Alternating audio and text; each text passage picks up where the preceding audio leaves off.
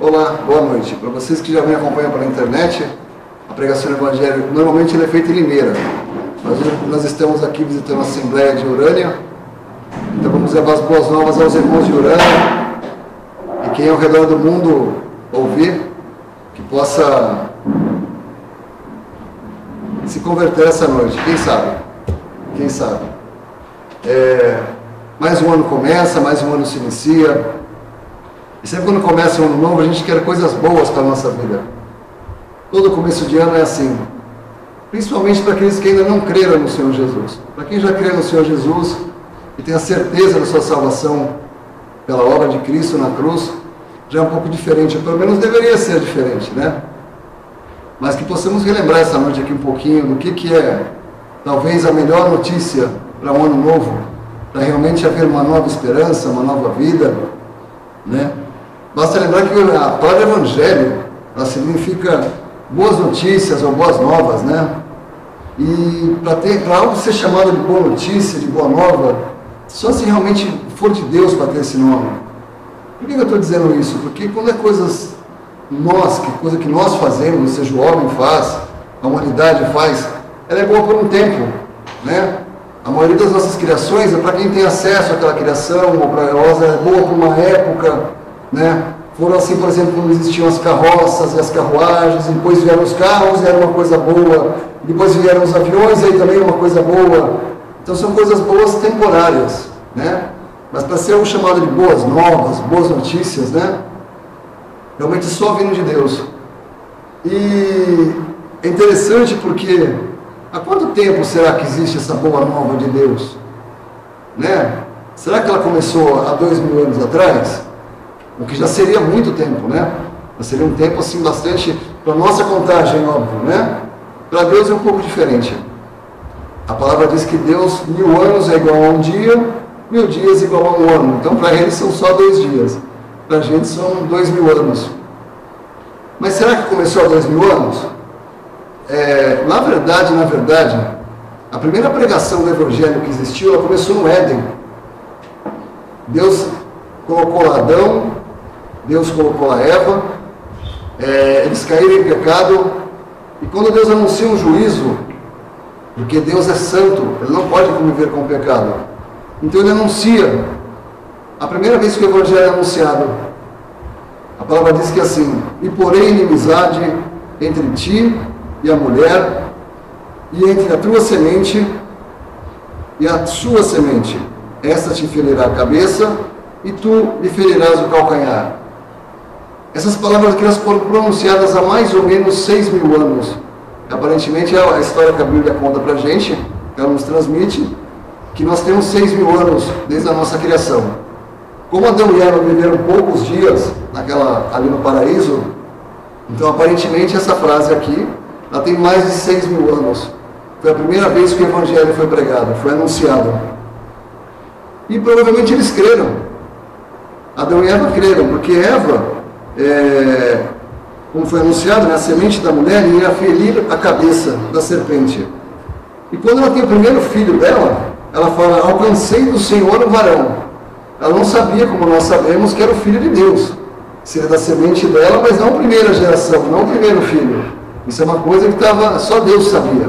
Ele falou que a semente dela, não necessariamente a primeira semente, né, da família dela. Mas eles creram. Tanto que ela exalta: alcancei do Senhor o varão.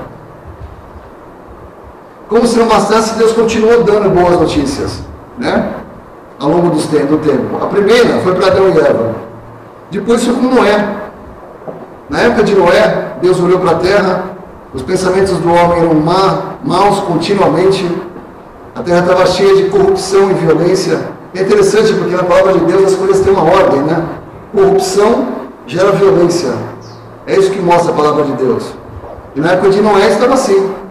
E aí Deus anuncia para Noé, revela para Noé: eis que eu trago um dilúvio de água sobre a terra, para desfazer toda a carne, que é espírito de vida debaixo dos céus. Tudo que há na terra expiará. Ele está anunciando um juízo. Então o juízo não é uma boa nova, mas ele segue. Mas contigo estabelecerei o meu pacto, e entrarás na arca tu e os teus filhos, e a tua mulher, e as mulheres dos teus filhos. E Deus cumpriu essa promessa. Eles entraram na arca, eles foram salvos, sim, desse juízo de água que ia cair. Então foi uma boa nova, foi uma boa notícia a vinda de Deus, né? Ou seja, eles seria uma notícia que eles seriam salvos, eles foram salvos. Não só salvos, né? Deus estabeleceu um pacto com ele, como a gente viu aqui. A palavra depois afirma no Novo Testamento que pela fé Noé, divinamente avisado das coisas que ainda não se viam, temeu. E para a salvação da sua família, preparou a arca, pela qual condenou o mundo, e foi feito herdeiro da justiça, que é segundo a fé. Mais uma vez uma boa notícia, e uma boa notícia que se concretizou. Ele foi salvo, junto com a sua família. Passou Noé, vamos para Abraão. Abraão também recebeu uma boa notícia, vindo diretamente de Deus. Quando ele foi chamado por Deus para ser abençoado, sim, ele disse que ele deveria ter um filho, e olha que ele era já velho, a esposa dele velha, ele era avançado em idade, sua esposa também avançada em idade, e Deus anuncia que ele terá um filho. E não só isso, ele anuncia que a sua semente iria possuir a terra, né? E aí foi além da semente dele possuir a terra, em que a sua semente, em que da sua semente todas as nações da terra seriam abençoadas. Isso foi o que Abraão ouviu diretamente de Deus, né? E o que aconteceu? Ora, tendo a Escritura previsto que Deus havia de justificar pela fé os gentios, primeiro o Evangelho a Abraão, dizendo: todas as nações serão benditas em ti. E aí a palavra afirma que Abraão creu, isso por duas vezes, tanto no Antigo Testamento como no Novo Testamento. Em Gênesis diz assim: e creu ele no Senhor, e foi-lhe imputado isto por justiça. Depois, já no Novo Testamento, alguns milhares de anos depois, né, o apóstolo Paulo diz que creu Abraão em Deus, e isto foi imputado como justiça. Ou seja, essa boa notícia não tem 2000 anos, ela vem andando, e acabou em Abraão. Na verdade não. Para os israelitas, que agora é o povo da semente de Abraão, que frutificou, gerou um povo, né? Deus também teve uma boa notícia para eles. Eles eram escravos de Faraó, escravos. Deus havia descido para livrá-los pela mão de Moisés. E eles creram nas boas novas, né? Tanto que a palavra registra da seguinte maneira: então foram Moisés e Arão e ajuntaram todos os anciãos dos filhos de Israel. E Arão falou todas as palavras que o Senhor falara a Moisés e fez os sinais perante os olhos do povo. E o povo creu. E ouviram que o Senhor visitava os filhos de Israel e que via a sua aflição. E inclinaram-se e adoraram. Eles creram, eles se inclinaram e eles adoraram. Tudo por conta de uma boa notícia. Nesse momento em que eles inclinaram e adoraram, a boa notícia não havia se concretizado. Ele foi anunciado, o povo creu, se inclinou e adorou. Provavelmente se inclinaram e se ajoelharam, provavelmente, né? Mas para esse povo agora específico, Israel, tinha mais essa promessa. Eles não apenas seriam livres de Faraó, né? Nessas boas novas, eles não seriam apenas tirados do Egito, mas eles iriam habitar, eles seriam levados, né, para uma terra boa e larga, a uma terra que manda leite e mel. E aqui começou a dar um problema, porque se eles creram, por um lado, na primeira boa notícia, que eles iam deixar de ser escravos, eles saíram do Egito, muito bem, mas na segunda parte da promessa eles não creram. Sim, eles não creram.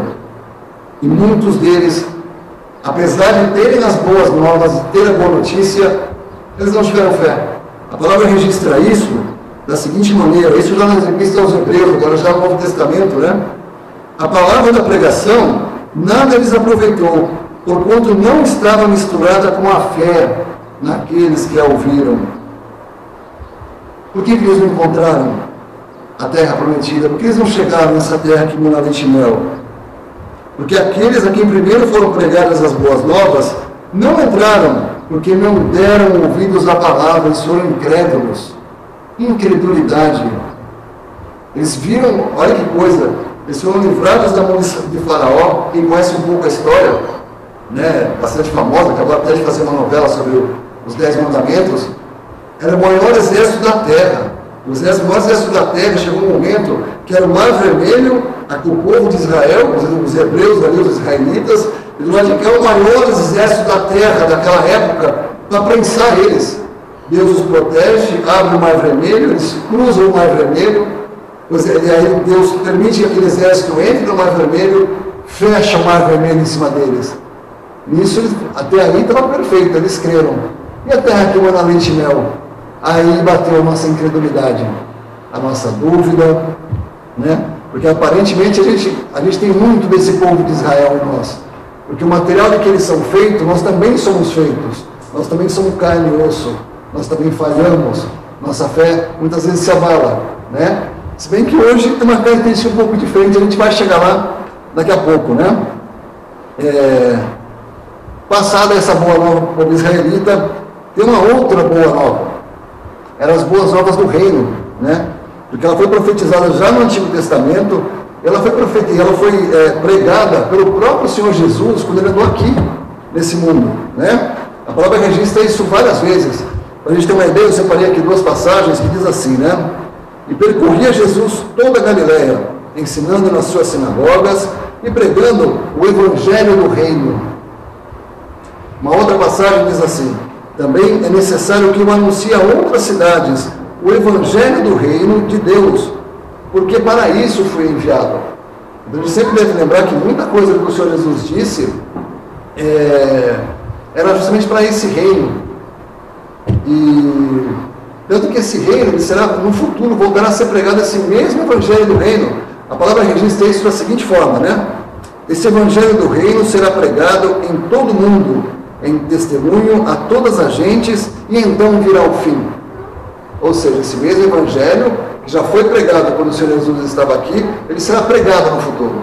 Então nós temos agora, se o reino estava aqui atrás, e vai ser pregado depois, o que tem aqui? Essa é uma parte muito interessante. Porque embora esse evangelho tenha sido rejeitado quando o Senhor Jesus estava aqui, e a prova da rejeição foi aquele povo ter crucificado o Senhor Jesus, né? Como alguém perguntou esses dias atrás, e se os judeus não tivessem recusado? Então provavelmente o reino seria instalado, mas não foi o que aconteceu. E isso acabou ficando só no ramo das hipóteses, né? Não saiu disso, é uma possibilidade que, né, não aconteceu. Mas quando o Senhor Jesus estava pregando esse evangelho, ele reuniu em volta dele alguns discípulos. Alguns discípulos. E esse pequeno rebanho, porque estava era o núcleo que formou a igreja no dia de Pentecostes, com a descida do Espírito Santo. Estavam ali pessoas que já tinham ouvido o evangelho do reino, já tinham conhecido ao Senhor Jesus, uma parte delas, né? Então assim, a gente deve lembrar que aí Jesus Cristo foi crucificado, e o perdão dos pecados agora era através da sua morte, através do seu sangue. A palavra registra isso como o evangelho da graça de Deus. Então, o evangelho do reino, agora o evangelho da graça de Deus. A Paulo foi revelado não um outro evangelho, mas um evangelho que seria uma versão agora mais compreendida. Porque quando o Senhor Jesus foi crucificado, no Antigo Testamento previa que o Messias seria tirado e já ia entrar na grande tribulação, ia entrar aquele povo em juízo, como a gente acabou de ler, e viria o fim. Mas não foi o que aconteceu. Veio uma época chamada igreja, que muitos dos que estavam ali não entendiam o que estava acontecendo. E foi revelado a Paulo, somente a Paulo. Então Paulo foi revelado o Evangelho da Glória. O que é esse Evangelho da Glória? Né? Que Deus glorificou a Cristo e que a sua glória brilha na face dele. Olha que maravilha, né? A palavra registra isso da seguinte maneira, né? Que o Deus deste século cegou os entendimentos dos incrédulos para que não lhes resplandeça a luz do Evangelho da glória de Cristo, que é a imagem de Deus. Olha que interessante, né? Há pouco mais de 2000 anos, nós crucificamos ao Senhor. Sim, nós crucificamos. E hoje, o Deus desse século, Satanás, está escondendo o Evangelho da glória de Cristo. Existe o Evangelho da prosperidade, existe o Evangelho do pacto, existe o Evangelho do senhorio, ou da glória de Deus, que Jesus Cristo está na glória, assentado ao lado de Deus, não na glória, em glória, né? E foi tão específico essa revelação para Paulo, que Paulo chama isso de belo evangelho, no sentido não que o evangelho seja dele, mas que foi revelado a ele, porque isso era algo escondido. Você não encontra esse evangelho no Antigo Testamento, isso era algo guardado, só Deus sabia desse evangelho, foi revelado a Paulo. Então ele diz assim: lembra-te de que Jesus Cristo, que é da descendência de Davi, ressuscitou dos mortos, segundo o meu evangelho. O evangelho revelado a Paulo, né? Esse é o sentido. E esse evangelho tem uma característica, uma das muitas, ele tem várias, né? Ele vai além da salvação. Só a salvação, a gente viu como, por exemplo, a salvação ali daqui dos israelitas, da mão de Faraó. Então bastaria dar a salvação deste mundo, não é isso? Já seria uma coisa maravilhosa. Ou alguém está 100% satisfeito com o mundo que vive. Nós vivemos um mundo em que a justiça, todo mundo tem a oportunidade para tudo. É assim? Será isso verdade? Então não bastou a ele salvar, né? Mas ele desejava se tornar conhecido. E aí ele chama isso de o mistério do Evangelho.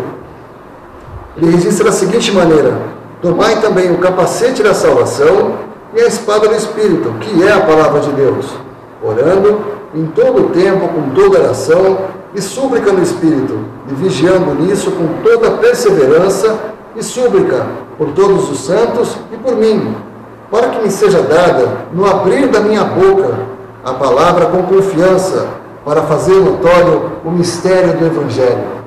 Esse Evangelho da glória só Deus sabia. Isso não foi revelado a ninguém. Depois sim, foi revelado a Paulo, para Paulo nos trazer.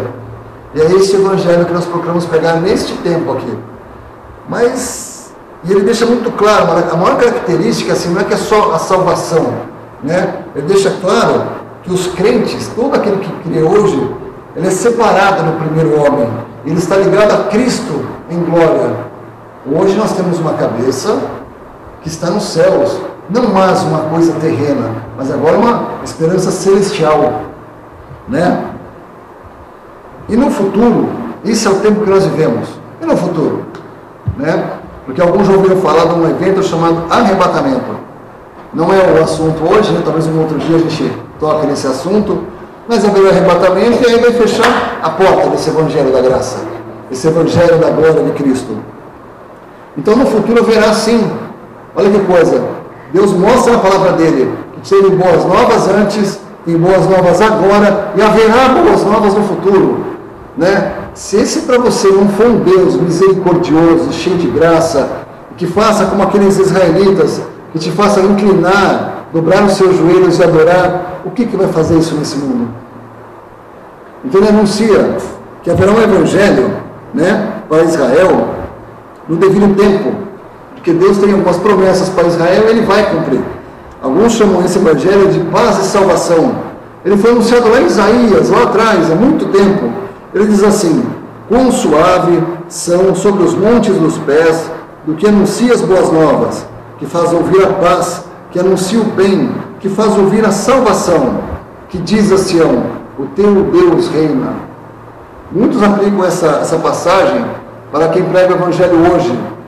Não, de certa forma, pode ser feita uma aplicação, mas ela é incorreta, porque ela, na verdade ela está falando de um tempo futuro, né? Não agora, porque fala que Deus reina. Deus não está reinando agora. Como a gente viu, o Deus desse século agora é outro, nesse presente momento. Nós vivemos um tempo que é muito interessante. Quando o Senhor Jesus foi crucificado, derramou seu sangue, foi enterrado, ressuscitado, enterrado não, ele foi sepultado, né? Era diferente do que era hoje. Ele foi sepultado e ele ascendeu aos céus, está à direita de Deus, em glória, né? Abriu-se, o mundo foi condenado naquele momento. Mas a gente vê que o juízo não foi aplicado. Nós estamos aqui, nós ainda estamos ouvindo. Pode ser que essa pregação nem acabe, pode ser que ela nem termine, mas nesse momento nós estamos aqui. Todos nós estamos ouvindo, os presentes e os que estão pela internet, né? Então, ou seja, nós não temos o tempo entre quando a condenação foi dada, a execução está para chegar, a qualquer momento, né? E aí mudarão essa ordem de coisas. Esse evangelho só serve para esse tempo aqui que nós estamos vivendo, né? Então haverá uma esperança futura para Israel. E para quem não é de Israel? Será que vai ter uma boa notícia? Olha que Deus misericordioso, tem mais uma boa notícia, e agora é para os gentios. Gentil é todo aquele que não for do povo de Israel, né?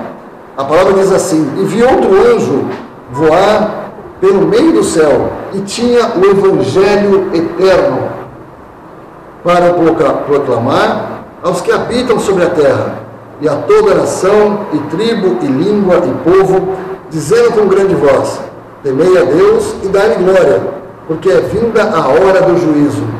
E adorai aquele que fez o céu, a terra e o mar, e as fontes das águas. O Evangelho eterno de Deus. O que seria esse Evangelho eterno de Deus? Né? A palavra de Deus, ela forma um círculo fechado e perfeito. A palavra de Deus, ela não se contradiz, ela não erra, ela não se choca. Se a gente ler algo e isso chocar, isso não se encaixar, o erro está em nós. Devemos ficar quietos e pedir sabedoria, e Deus o dará. Essa é uma promessa dele também, né? Então esse evangelho eterno de Deus é aquele evangelho que foi prometido lá no Éden. Fala sobre a semente da mulher ferir a cabeça da serpente. Esse evangelho, ele sempre esteve aí. Ele vai continuar servindo para todo aquele que crê. Ou seja, sempre foi por fé. Sempre foi uma característica desse evangelho eterno, para que todo aquele que temesse a Deus e lhe desse glória, porque já é chegada a hora do juízo, eles irão adorar ao Criador. Esse é um evangelho futuro, mas que na verdade já teve lá atrás. Se você tiver a oportunidade de ler o livro de Gênesis, você vai ver que assim, ali está o resumo das primeiras coisas e das últimas coisas, né? Tem uma palavra que a gente usa muito, né? Não está na Bíblia, ou tem algo na Bíblia parecido com isso, na verdade, que diz que Deus conhece o fim desde o começo. Então em Gênesis está já revelado o que vai acontecer no fim, né? Como diz a palavra de Deus um pouco mais à frente, não há nada de novo debaixo do céu. Tudo que Deus tem para a gente está escrito, acesso a todos nós. Então essa boa notícia, né, para a gente trazer agora de forma resumida, né, ela é mencionada de diversas maneiras. É um evangelho eterno, porque apesar da queda do homem, Deus, através de seu Filho, quando Ele prometeu uma semente, né, a Eva, que seria uma semente humana, né, mesmo eles tendo caído, eles tendo desobedecido uma ordem direta de Deus, Deus propôs bênção ao homem, Ele providenciou a maneira como isso fosse chegar até nós. O Evangelho de Deus, porque ele sai de Deus, é dele, ele deu a salvação a todos nós, ele deu essas boas novas, essa boa notícia, né? E a fonte desse Evangelho é ele, sempre foi ele, o tempo todo foi ele. É o Evangelho de seu Filho, porque Cristo é o objeto, ele é o testemunho de Deus, né? Para os homens a respeito de Deus. Ele veio apresentar o Pai quando ele esteve aqui, né? É o Evangelho da glória de Cristo, porque ele dá o testemunho da atual exaltação de Cristo como homem agora, não mais como um Deus etéreo, mas um Deus que abandonou a sua glória, veio a esse mundo e se fez homem, se fez carne. O Verbo se fez carne e habitou entre nós, é o que a palavra diz. Nós o torturamos, nós o crucificamos, nós zombamos dele. Deus o fez pecado por nós. Em 3 horas de treva, ele recebeu em seu corpo o justo juízo de Deus por cada um de nossos pecados. Por nós que estamos aqui nesse salão, por vocês que estão aí na internet, pelos nossos parentes que já se foram e pelos nossos parentes que talvez ainda venham. Não sabemos quanto tempo ainda teremos aqui, né? Ele tem seu sangue derramado, o sangue que nos remiu do pecado. Ele é sepultado, ele ressuscita, um sinal de que Deus aceitou aquela obra expiatória. Então ele nos mostra que Jesus Cristo está hoje, um homem, o primeiro homem e o único homem no céu, agora, à destra de Deus. Porque esse evangelho do reino é quando seu Filho reinará em poder. O Senhor Jesus não está na terra, ele é um evangelho futuro. É Evangelho do Reino. Ele foi no passado, estamos vivendo esse parênteses que é chamado igreja, e ele virá no futuro. E aí sim, ele vai estabelecer paz e felicidade para o homem na terra. Mas aí já é uma outra condição, né? Nesse também Evangelho do Reino, eu chamo de Evangelho da Paz, porque esse Evangelho da Paz ele irá reconciliar o homem, no estado de homem mesmo, né? Com Deus. Hoje, a gente tem muito mais do que isso, né? O Evangelho da Graça, ele traz para o homem uma bênção que nós não merecíamos. Nós merecíamos nada de bom. Então ele nos deu uma vida boa na terra. Ele não promete uma vida boa na terra, mas todas as bênçãos celestiais em Cristo Jesus. A promessa do Senhor Jesus é que onde eu estiver, estejais vós comigo. Nenhuma outra boa notícia, antes de nós ou depois de nós, terá essa promessa de estar com Ele. Então não bastasse a nossa salvação, nós temos bênçãos celestiais, todas elas, né? Então esse Evangelho não é pelos seus esforços. Quem deu essa boa notícia, quem abriu essa porta de salvação, foi o Senhor Jesus, lá atrás. A única coisa que nós podemos fazer é crer. A gente viu aquele povo israelita, o que os impediu de entrar naquela terra? Fé. Fé. Quem prometeu? Quem prometeu não é fiel e poderoso para cumprir? Ou foi nós que prometemos? Ou foi uma promessa de um homem? Ou Deus não seria Deus para fazer isso? O que Deus é esse que ele não conseguiria fazer algo desse tamanho? Né? Como se não bastasse, o Espírito Santo diz que é o Evangelho da vossa salvação, que são as boas novas. E não apenas que todas as nossas transgressões elas foram perdoadas pelo sangue de Cristo, mas muito mais do que isso, que o pecado foi condenado em sua morte, e traz o crente a mais completa salvação, a uma nova esperança, uma esperança agora celestial. Então a gente deve, ou poderia, entender que Deus é misericordioso. Muito se fala de Deus e pouco se conhece Deus. Um Deus de misericórdia, que está com essas boas novas abertas há mais de 6.000 anos, né? Nós deveríamos ser gratos, ou que possamos ser gratos, porque todos somos pecadores, muitos já remidos pelo sangue do Cordeiro, né? Outros ainda não, que precisam da misericórdia de Deus. A palavra deixa clara, né? Que o Senhor é misericordioso e piedoso, tardio em irar-se e abundante em misericórdia. Talvez por isso estamos vivendo essa época da graça há 2.000 anos, quando rejeitamos o seu Filho e o juízo não caiu sobre nós. Deus é tardio em irar-se. A palavra deixa isso claro, né?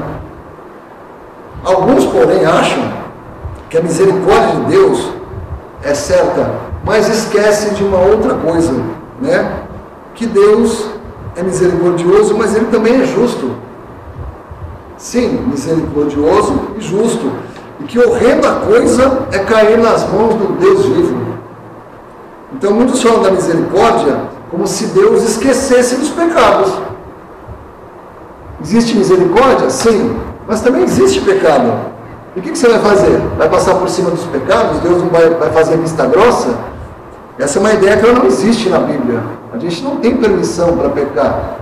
O pecado precisa ser tratado. Como é que faz? Deus é misericordioso. Sim, nós somos pecadores. Alguma coisa não está batendo, porque além de ser misericordioso, Deus é santo. Ele não abre mão da sua santidade. E que santidade tem com o pecado? Que comunhão há as trevas com a luz? Como? Deus é justo. Ele deixa muito claro, né? Que toda transgressão e desobediência recebeu a justa retribuição. Pois é, como é que a gente faz agora?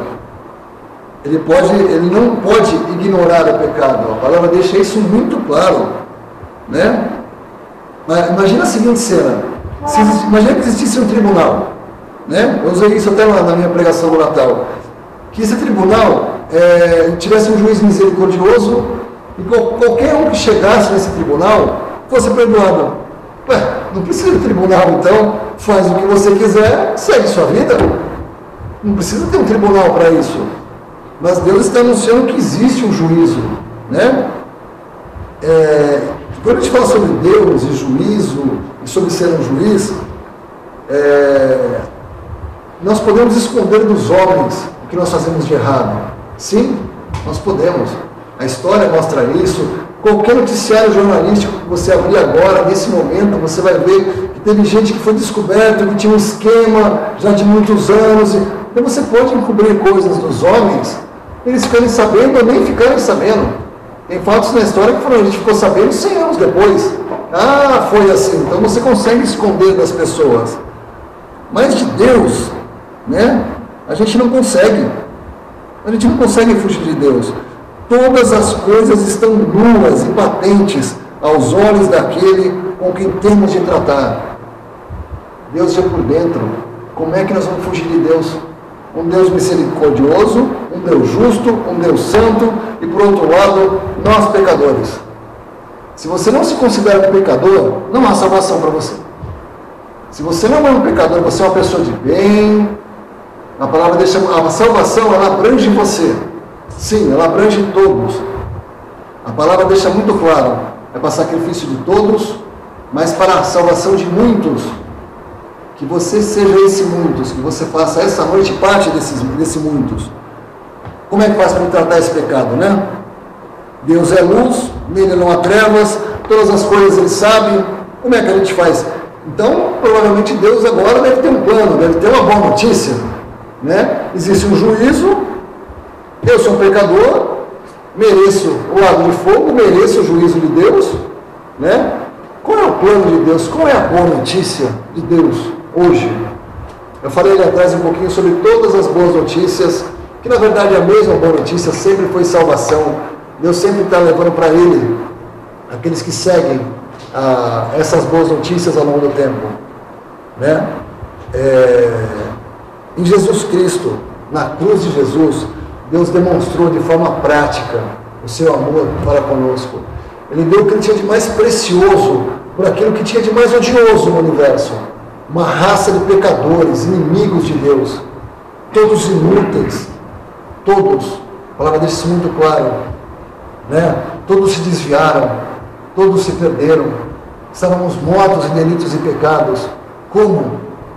Um Deus misericordioso, Ele vai lá e dá o que Ele tinha de mais precioso, por mim, por você, por ela, por você, por você, por você. Aquele que não conheceu o pecado, o fez pecado por nós, para que nele fôssemos feito justiça de Deus. Cristo morreu por nossos pecados de acordo com as Escrituras. Ele foi sepultado, ressuscitou no terceiro dia, de acordo com as Escrituras. Derramou seu sangue aqui. Cristo é a prova que Deus, a ressurreição do Senhor Jesus, é a prova de que Deus agora está plenamente satisfeito. E agora Ele pode ser justo e justificador daquele que crê em Jesus.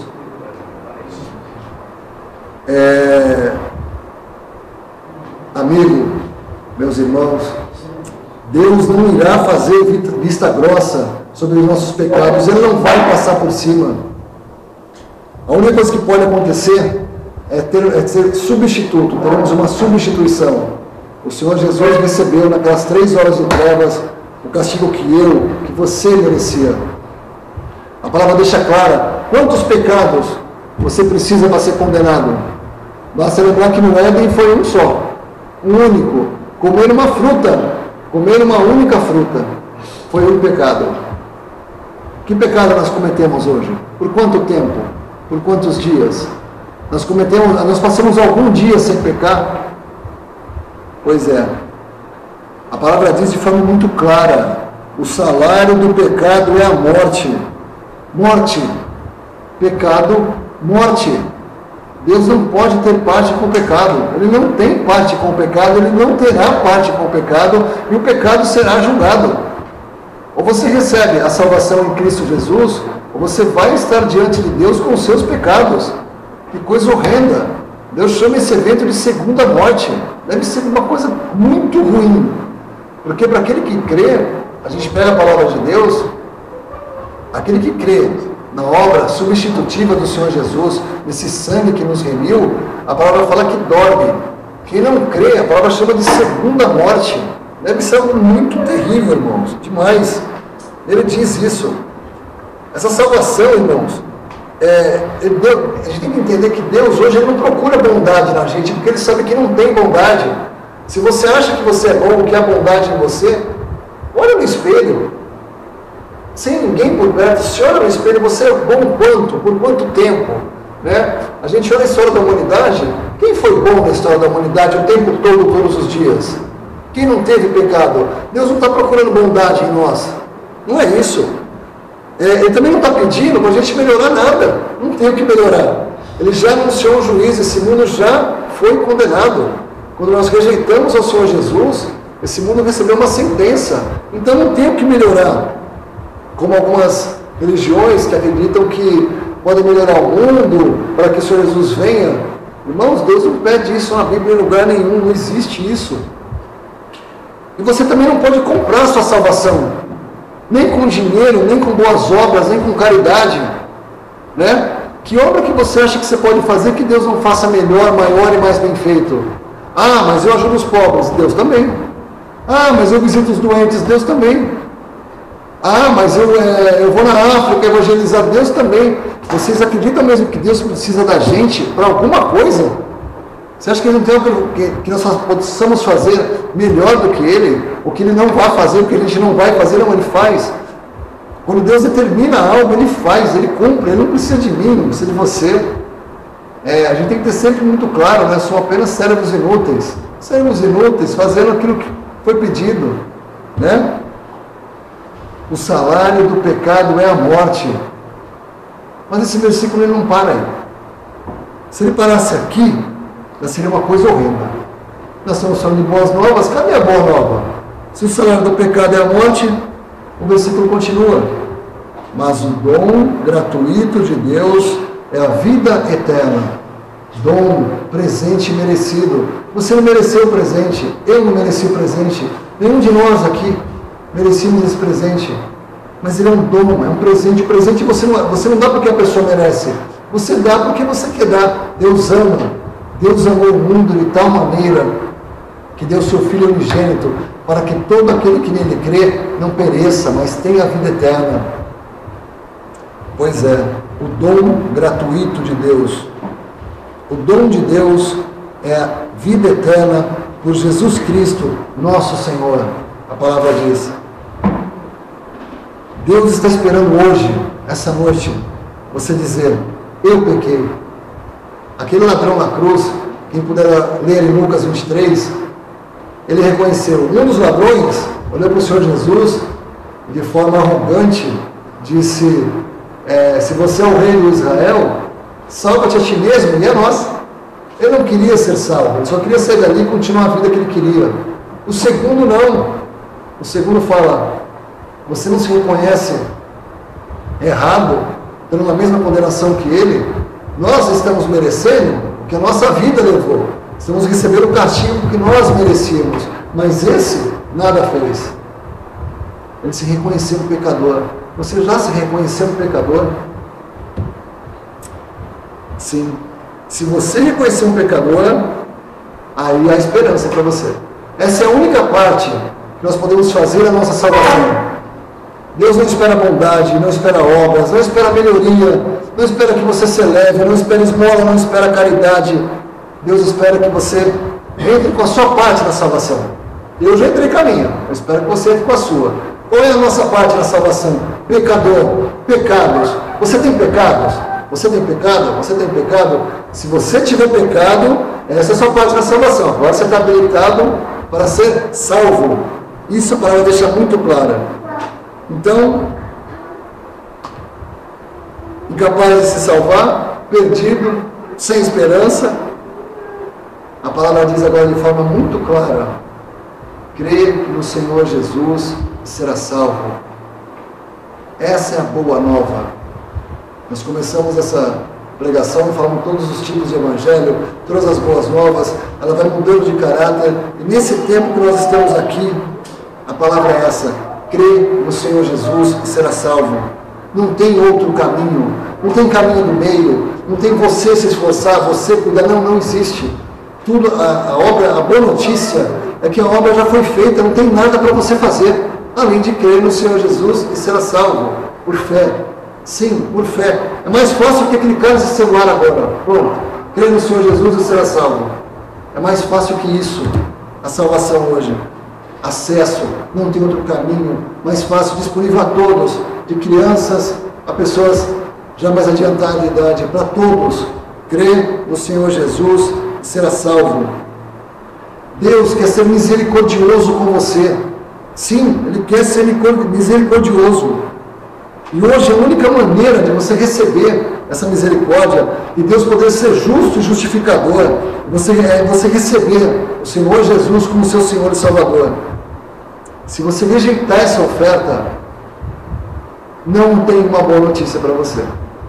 Se você rejeitar a salvação desse Deus misericordioso, que fez uma obra pronta, que Ele não está pedindo para você melhorar, para você ser bom, não, é apenas um passo de fé.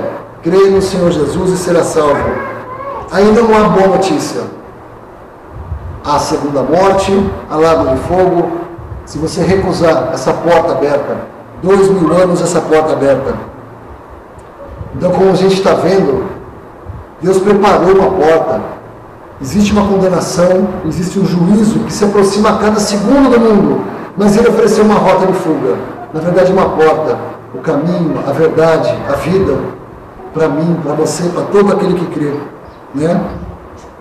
Eu espero que hoje você receba o Senhor Jesus como seu Senhor e Salvador pessoal. Sim, porque hoje é o dia da salvação.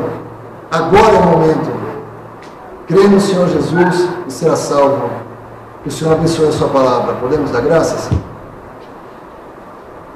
Bendito Deus e Pai de nosso Senhor e Salvador Jesus Cristo, nosso Deus, nosso Pai.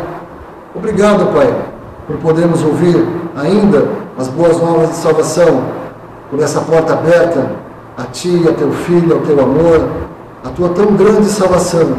Obrigado, Senhor Jesus, por teres vindo nos salvar. Que Tua palavra, Pai, alcance corações e haja salvação, Pai, essa noite, aqui, em qualquer lugar do mundo. Tu sabes onde essa palavra vai chegar, Pai.